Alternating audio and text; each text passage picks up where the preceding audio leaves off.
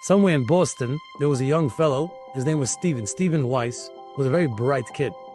In 6th and 7th grade, he showed tremendous promise. This boy was going to become one of these geniuses to go to a preparatory high school where he'd get into an Ivy League, and his father and mother had a lot of hopes for him.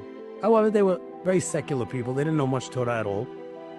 And Stephen now is introduced to this high school. However, it's a very Christian high school. It's a private school, very expensive to go.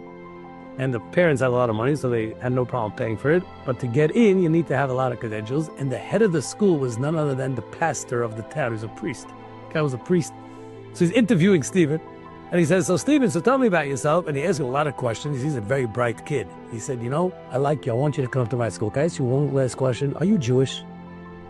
Stephen said, he can't lie. His name is Stephen Weiss. That's a Jewish name. He's like, yes, I am Jewish. He says, good, I have no problem with that. I'll accept you to my school, but on one condition. Twice a week, after school is over at 4 o'clock, I want to study with you. I want to study personally with you from 4 to 5 o'clock every week. And do you know Hebrew? Stephen said, not really. I mean, for my bar mitzvah, I learned a couple of words. He says, well, good, we're going to start with the Hebrew alphabet, and I'm going to teach you how to read. He says, really? Okay. If that's the deal. His parents say, no problem. He goes there, and sure enough, this priest, Galah, this Kumar, he's teaching him Aleph, Bet, you teach him how to read Hebrew.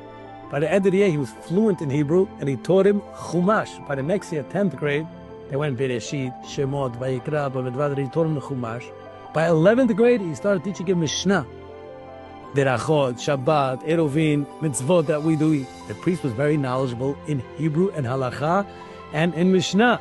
By the senior year, he tells him, Stephen, I taught you everything I know, but you don't have enough of Jewish education. Not far from us, there's a place in Baltimore, Maryland, that has a high Talmudic academy. I'd like you to go once a week. And he went and he got his degree in Talmud. He studied the Gemara. And after he graduated high school, Stephen said, Doc, teacher, I got to ask you a question. I'm very grateful for everything you taught me, but why in the world you're a Christian? Did you teach me so much Hebrew knowledge? He says, well, today you graduated is the day that I promised I would tell you. And it's a debt that I owe the Jewish people from 25 years ago. I was a graduate of a college, and we had 1 year before we would continue on to do what we would do. We took a break, and many of us went to travel through Europe and found ourselves in Israel. And me and a group of friends were very interested in the old city of Jerusalem. We studied with JC and the monasteries and the Judaism, and I found myself attracted to the Western Wall. On one Friday night, I walked over to the Western Wall, and the customers, they put something on your head. Now, I could go either way. I look like a Jewish guy praying at the wall. So a fellow tapped me on the shoulder and said, no, you have a place to eat tonight. You want to eat some Shabbos? I said, yeah, actually, I'm starving like Marvin. All my friends are gone. They went to Tel Aviv.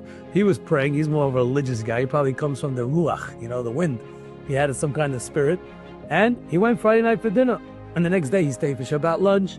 And they're testing him questions, and he's a very smart guy. So the guy who invited him told him, why don't you come to Esha Torah? That's a yeshiva where they teach you how to learn. And he told his friends for the next few weeks he's going to be staying there, and he studied very well. By the end of the month, he called his parents and said they invited me to stay for the year. And that entire year, I learned Hebrew, I learned Chumash, and I learned Mishnah. I was very good at it. And I was about to leave, and the head of the yeshiva told me, sir, you've been here for a year. You haven't really tasted the Talmud. You're ready now for the real learning?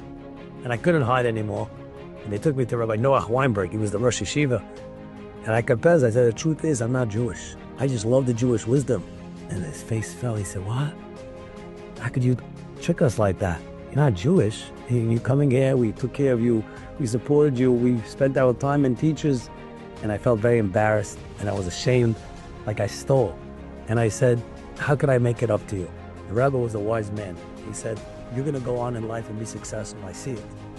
And if one day a Jewish child comes your way, you must return all what we taught you and give it over to that Jewish child.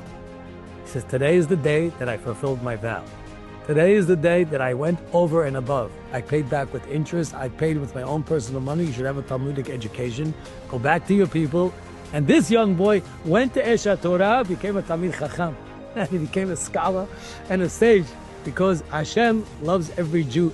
And he saw the only way to get this kid back is through that goy, through that priest, to go and to bring him back. You see how much Hashem loves Am Yisrael, and He wants us to learn His Torah?